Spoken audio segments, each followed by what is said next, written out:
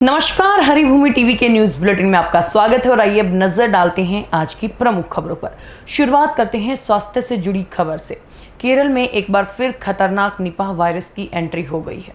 साल 2026 का ये पहला मामला कोझिकोड के सामने आया है, जिसके बाद पूरे राज्य में हाई अलर्ट जारी कर दिया गया है। संक्रमित मरीज 43 साल का एक व्यक्ति है, जिसकी हालत बेहद गंभीर है और वो फिलहाल सरकारी मेडिकल कॉलेज में वेंटिलेटर पर है। राज्य के स्वास्थ्य मंत्री के मुरलीधरन के मुताबिक मरीज के संपर्क में आए सभी हॉस्पिटल स्टाफ और अन्य लोगों को तुरंत क्वारंटाइन कर दिया गया है। शुरुआती जांच में सामने आया कि मरीज ने हाल ही में एक पुराना गोदाम किराए पर लेकर खुद उसकी सफाई की थी और आशंका है कि वो वहीं पर फ्रूट बैट्स यानी फल खाने वाले चमगादड़ों के जरिए फैले इस वायरस की चपेट में आया। आपको बता दें कि केरल में पिछले 8 सालों में ये छठी बार निपाह का संक्रमण फैला है। अगली खबर शिक्षा क्षेत्र से। नीट पेपर लीक विवाद के बीच नेशनल टेस्टिंग एजेंसी संसदीय समिति के सामने पेश हुई, जहां समिति ने एनटीए को एक बहुत बड़ी नसीहत दे डाली है। पेपर लीक के बाद परीक्षा प्रणाली को दोबारा सुरक्षित बनाने के लिए एनटीए ने अपने कदम बताए, लेकिन समिति के सदस्यों ने साफ कहा कि हमें विदेशों, खासकर अमेरिका और चीन के एग्जाम सिस्टम से सीखना चाहिए, ताकि देश में बिना किसी शिकायत के पूरी तरह पुख्ता परीक्षाएं हो सके। इसी बीच भारत में चीन की प्रवक्ता यू जिंग ने गाओ परीक्षा का एक वीडियो शेयर कर चौंकाने वाला दावा किया। उन्होंने लिखा कि ये भारत के जेईई और नीट का मिलाजुला रूप है, जिसमें बिना किसी गड़बड़ी के सिर्फ 2 दिन में 1.3 करोड़ छात्रों ने परीक्षा दी और इस दौरान छात्रों के लिए कारखाने बंद रहे, सड़कें सूनी रही और पूरा देश एकजुट हो गया। अगली खबर दिल्ली से। दिल्ली हाईकोर्ट ने एक अहम फैसला लेते हुए साफ कर दिया है कि अब मान्यता प्राप्त प्राइवेट स्कूलों के टीचरों को भी सरकारी कर्मचारियों की तरह सीसीएल का पूरा अधिकार होगा। दरअसल ये मामला संगीता नेगी नाम की एक महिला टीचर का था, जिन्होंने अपने बेटे की 12वीं की पढ़ाई के लिए स्कूल से चाइल्ड केयर लीव मांगी थी। स्कूल के इनकार करने पर मामला हाईकोर्ट पहुंचा, जहां चीफ जस्टिस देवेंद्र कुमार उपाध्याय और जस्टिस तेजस करिया के बेंच ने यह ऐतिहासिक फैसला सुनाया और कोर्ट ने कहा कि बच्चों का स्वस्थ विकास, उनकी शिक्षा और परिवार के साथ समय बिताना संविधान के अनुच्छेद 21 यानी जीने के अधिकार से जुड़ा है। सिर्फ इसलिए किसी टीचर को छुट्टी से मना नहीं किया जा सकता क्योंकि उनका स्कूल सरकारी सहायता नहीं लेता। और इस फैसले से दिल्ली के प्राइवेट स्कूलों में काम करने वाली हजारों महिला टीचरों को बच्चों की बीमारी या पढ़ाई के समय बड़ी राहत मिलेगी। अब रुक करते हैं राजनीति का। मध्य प्रदेश में राज्यसभा चुनाव होने वाले हैं, लेकिन कांग्रेस नेता मीनाक्षी नटराजन का नामांकन रद्द होने के खिलाफ दायर याचिका पर सुप्रीम कोर्ट अब शुक्रवार को सुनवाई करेगा। गुरुवार को सुनवाई के दौरान कांग्रेस के वकील अभिषेक मनु सिंघवी ने तुरंत सुनवाई की मांग की, क्योंकि नामांकन वापसी का समय दोपहर 3 बजे तक ही था। लेकिन चुनाव आयोग ने दलील दी कि उन्हें याचिका की कॉपी ही नहीं मिली, जिसके बाद कोर्ट ने सुनवाई को कल तक के लिए टाल दिया।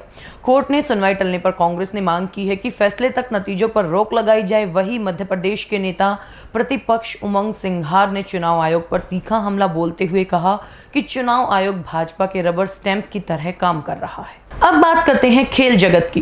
फीफा विश्व कप 2026 का आज से शानदार आगाज होने जा रहा है। भले ही हमारी टीम इंडिया दुनिया के सबसे बड़े फुटबॉल मंच पर जगह नहीं बना पाई हो, लेकिन इस महाकुंभ में भारत का रंग जरूर बिखरेगा। जी हां, इस बार विश्व कप में भारतीय मूल के कई स्टार खिलाड़ी अलग अलग देशों की जर्सी में अपनी चमक बिखेरने को तैयार हैं। इनमें न्यूजीलैंड के सरप्रीत सिंह और कतर की टीम से खेलने वाले नियाल मेसन और तहसीन मोहम्मद भारतीय फैंस के लिए खास आकर्षण होने वाले हैं। और सबसे बड़ा नाम है 27 साल के सरप्रीत सिंह का। न्यूजीलैंड के ऑकलैंड में जन्मे सरप्रीत के माता पिता पंजाबी मूल के हैं। इस शानदार अटैकिंग मिडफील्डर ने न्यूजीलैंड को 2010 के बाद पहली बार विश्व कप का टिकट दिलाने में अहम भूमिका निभाई। वो मशहूर जर्मन क्लब बायर्न म्यूनिख के लिए भी खेल चुके हैं। आइए अब जानते हैं सोने चांदी का भाव। मिडिल ईस्ट में अमेरिका और ईरान के बीच बढ़ते तनाव के बीच भारतीय बाजार में सोने और चांदी की कीमतों में भारी गिरावट दर्ज की गई। हफ्ते के चौथे दिन यानी गुरुवार को मल्टी कमोडिटी एक्सचेंज पर सोना और चांदी दोनों लाल निशान में कारोबार कर रहे हैं।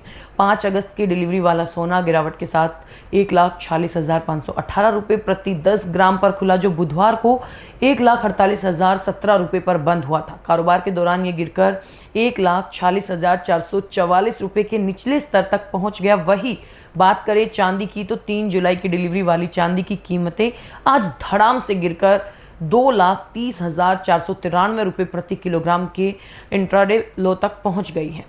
जबकि बुधवार को ये 2,35,505 रुपये के भाव पर बंद हुई थी।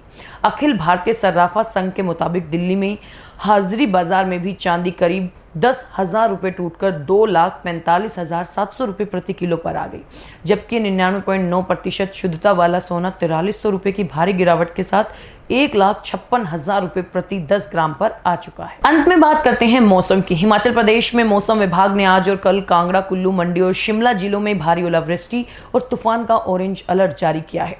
इस दौरान कुछ इलाकों में 50 किलोमीटर प्रति घंटा की रफ्तार से तेज हवाएं चल सकती हैं।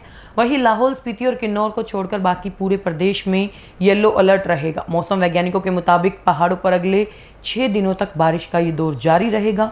इससे राज्य के अधिकतम तापमान में 3 से 4 डिग्री सेल्सियस तक की गिरावट आएगी, जिससे मैदानी इलाकों से लेकर पहाड़ों तक का मौसम बेहद खुशनुमा हो जाएगा और इस बदलते मौसम का सबसे ज़्यादा मजा सैलानी उठा रहे हैं।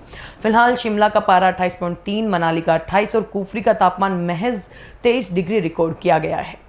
ऐसी ही महत्वपूर्ण खबरों से जुड़े रहने के लिए देखते रहिए हरिभूमि टीवी। खबर को विस्तार से जानने के लिए हमारी वेबसाइट हरिभूमि.com पर जाएं और हरिभूमि अखबार पढ़ें।